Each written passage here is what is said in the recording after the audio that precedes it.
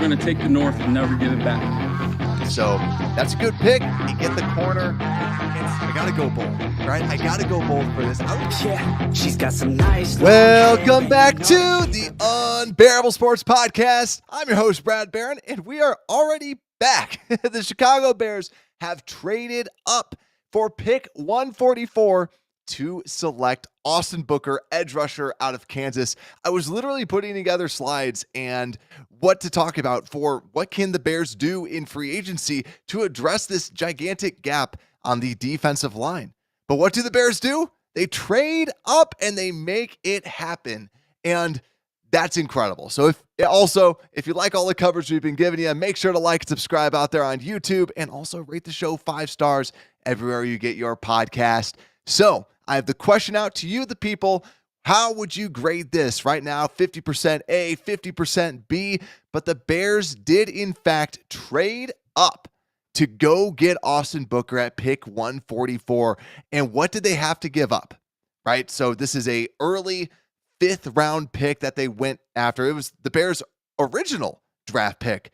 They gave up a 4th round pick in 2025. And that's what's being reported, which to me, I freaking love that. Because Austin Booker, a little bit about him. Let's flip over. So Austin Booker, defensive end out of Kansas, redshirt sophomore, 6'6", 245, the length and the frame. We've talked about this guy a whole bunch because I was like, he fits the Bears profile. He fits the profile that the Bears want.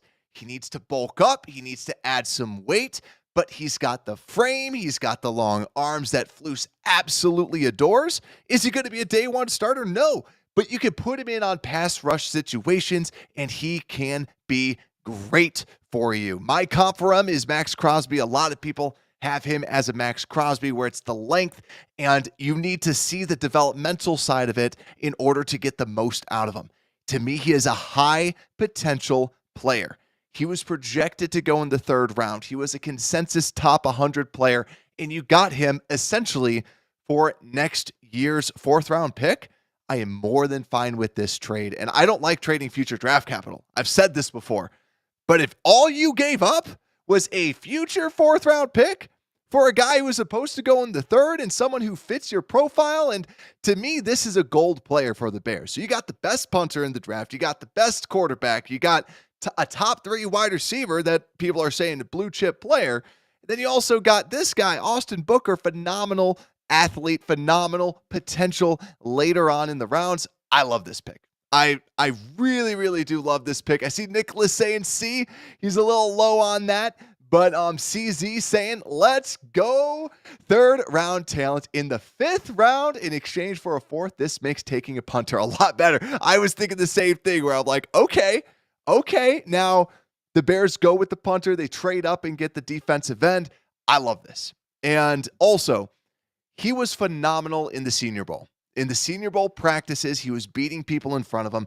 That's what Ryan Poles loves to see. He likes to see someone win in front, and that's what Austin Booker was doing. And right as I'm doing this, I'm going to pull up his actual stats because I thought he didn't have a great combine. He was a little stumbly, but let me just double check. Austin Booker.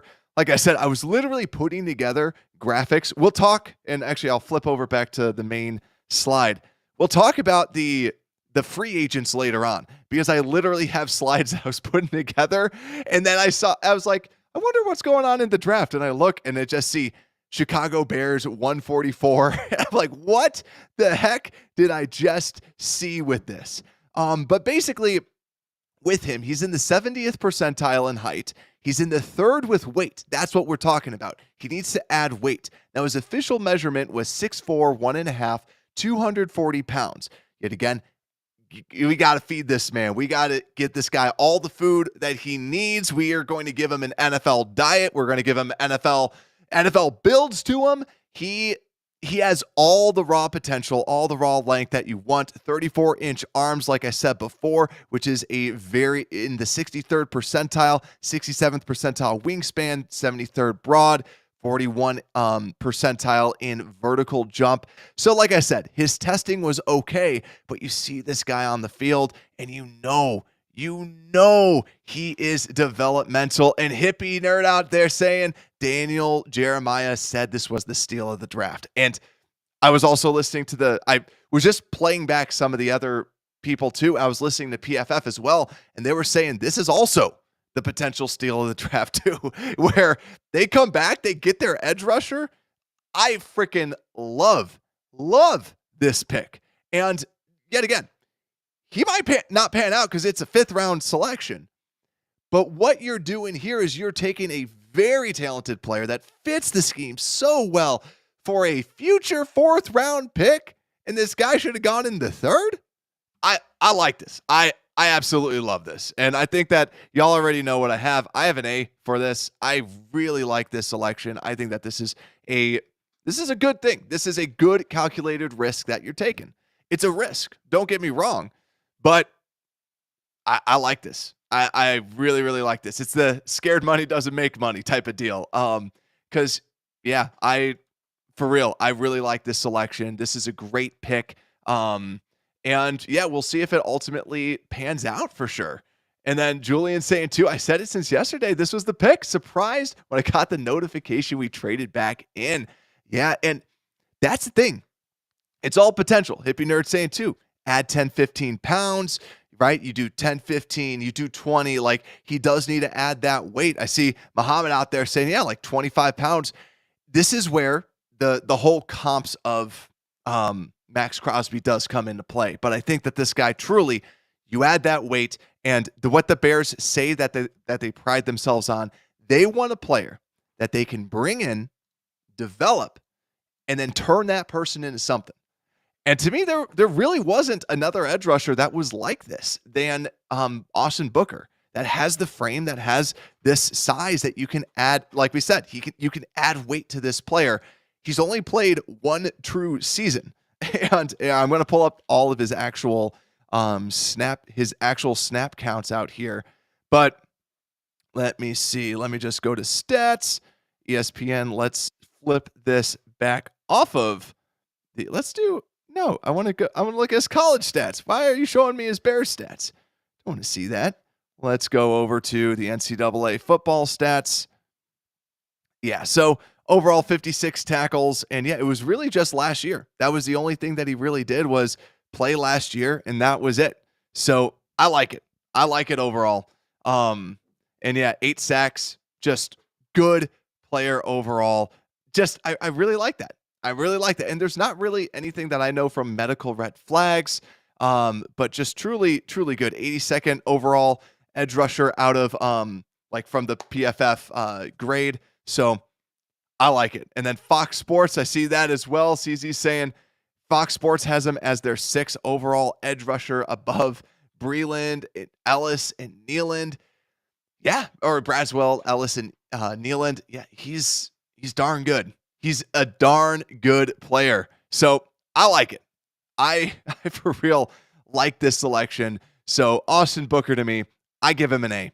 I give him an A. It's a risk. It's a risky move, but it's a smart move. It's an educated move. And you get someone that Matt Eberflus says, I can develop this guy. And like I said before, he's got some solid pass rush moves to him. It's not like he's coming out with nothing overall. Like, I think he's good.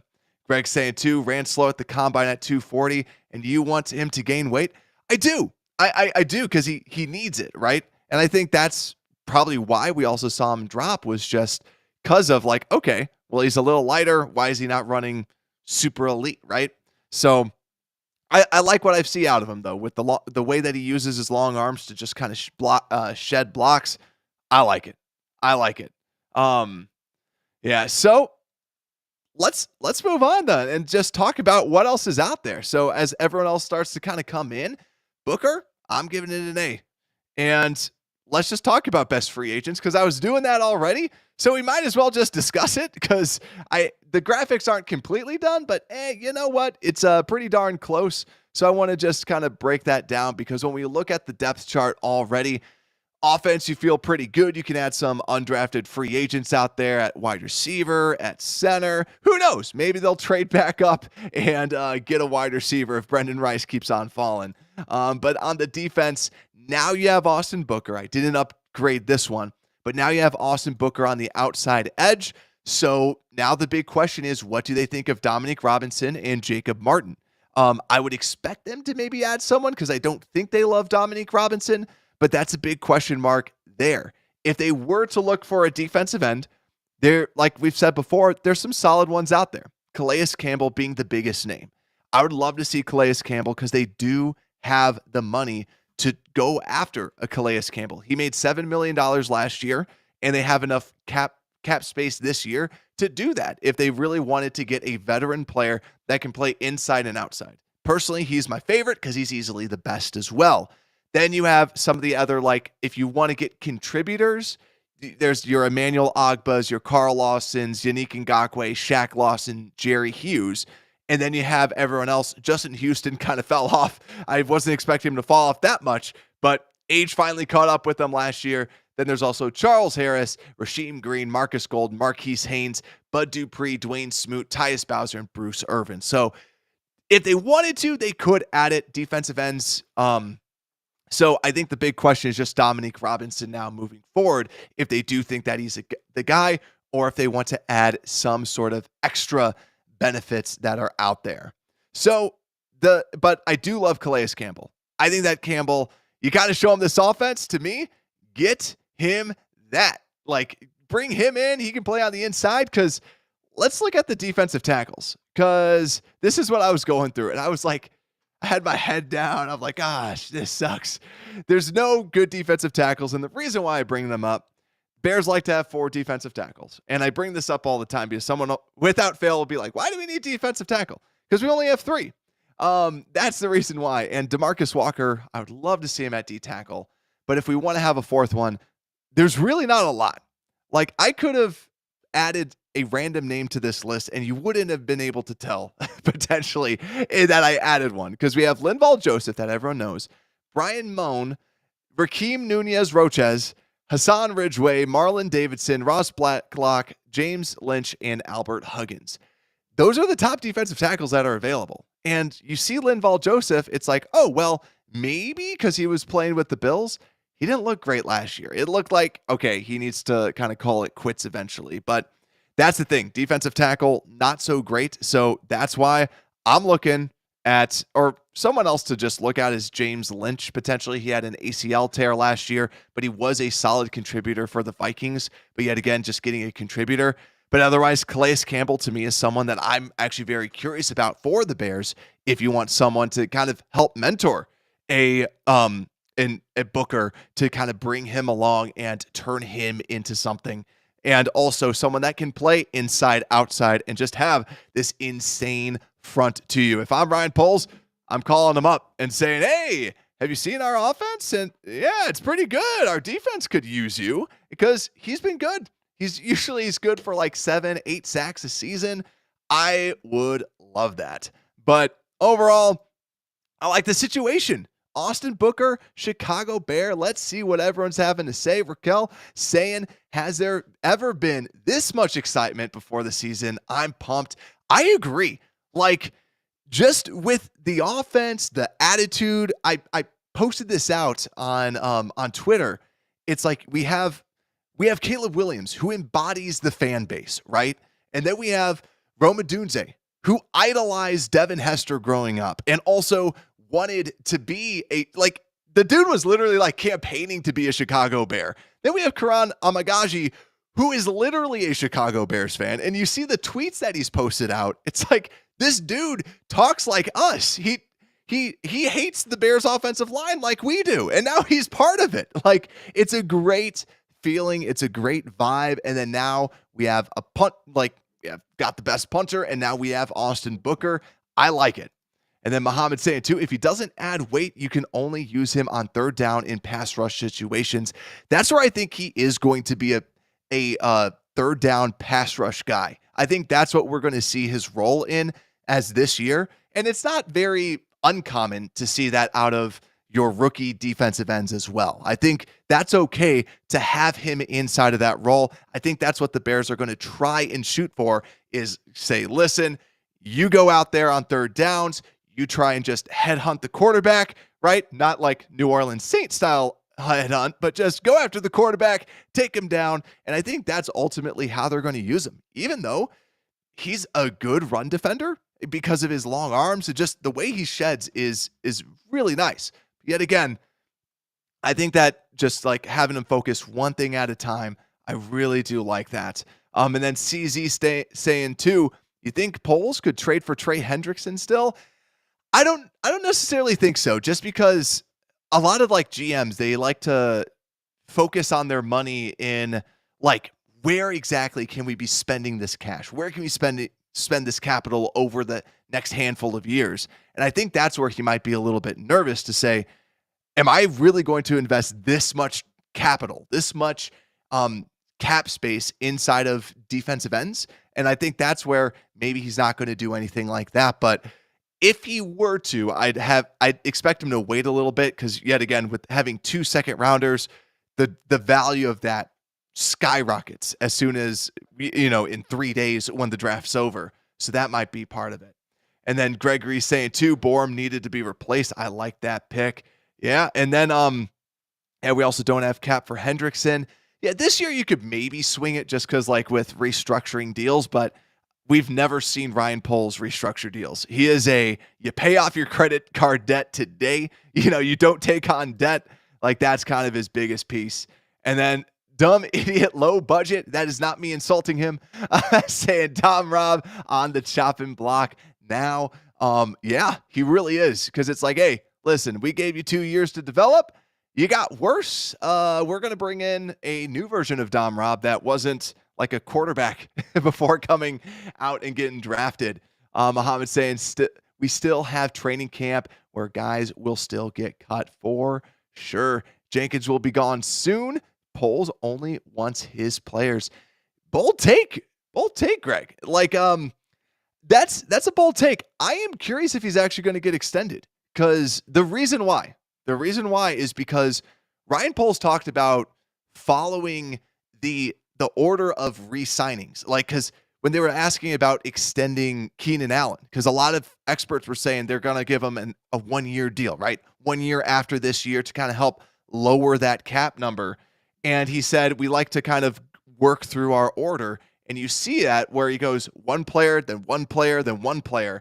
So when he said that, a lot of people, this was maybe 2 months ago, so it was a while back. So a lot of people were thinking, well, was this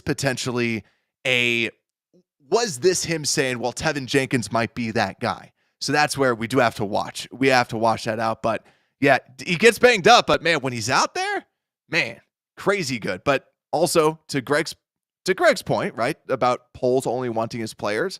Remember 2 years ago, Poles was actually trying to trade him because he didn't think he could play guard, and then he proved Poles wrong. And Jenkins, when healthy, is one of the better guards in the league. And then let's see what else. And then Greg saying Bayless doesn't even have a spot until he's on the roster for sure. 10 million guaranteed for Caleb. Let's see. Have 10 mil left in cap. Jeremy saying best draft ever. I like that. Hit that like button too. Thank you so much for reminding everyone out there. And then Jesse saying too, hopefully someone will cut a good D end after the draft. It's always good to just kind of look at that, right? But I think before the season starts, that's where you also see some of those draft cuts as well. That might be getting cut as well. So then let's see. Jenkins is a dog. Yeah. Like it's going to be crazy. And then CZ saying too, seriously, like and subscribe, Bears fans. This is probably the best Bears analysis channel on. Thank you. Thank you so much. Deserves way more followers. Thank you. I agree. Sometimes, the sad part is when my camera wasn't working, I started to see more subscribers come in. So maybe I'll go faceless. So yeah, I'll have my camera break more often.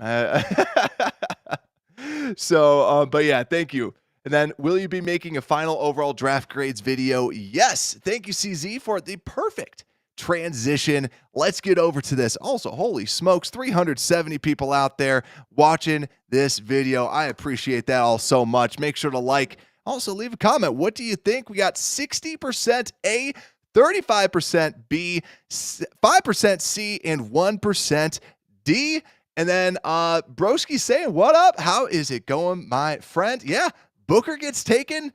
I like it, right? And actually, technically, I was lower than the consensus. I had him as edge 13 because of just the developmental piece of it. But getting him there, I like this pick, man. I like this pick a lot. So, and Narzad just got picked as well. I'm excited to just keep on watching what is going to happen at the end of this draft. Like we said, too, and for those that are just joining the live show, I actually broke down the best free agents, right? Like midway through this, just because I was literally working on that. And now we're here, right? So grades will be tomorrow. I will give out my official grades for the Chicago Bears draft picks. We'll be breaking it all down again and just kind of talking through what is next, because maybe the Bears trade back up. Maybe they start signing some of those undrafted free agents after the draft. We'll keep you posted. You better know. And then also rate 5 stars, because tomorrow I'll be announcing who also gets a Chicago Bears jersey. You get to pick whichever one you want, right? We were going to go with Darnell Wright, but ultimately it's going to be whatever the heck you want, whoever the heck you want. I will announce it, and how you can get entered. Click the link down below in the description to our Apple podcast, and then you can rate it 5 stars there. All the same stuff that we talk about here goes out there. So if you want to listen to something while you work, make sure to do that. Thank you all so much for showing out and all the support that you've been giving the show. I appreciate it so much. And with that, Unbearable Sports Podcast, we are out.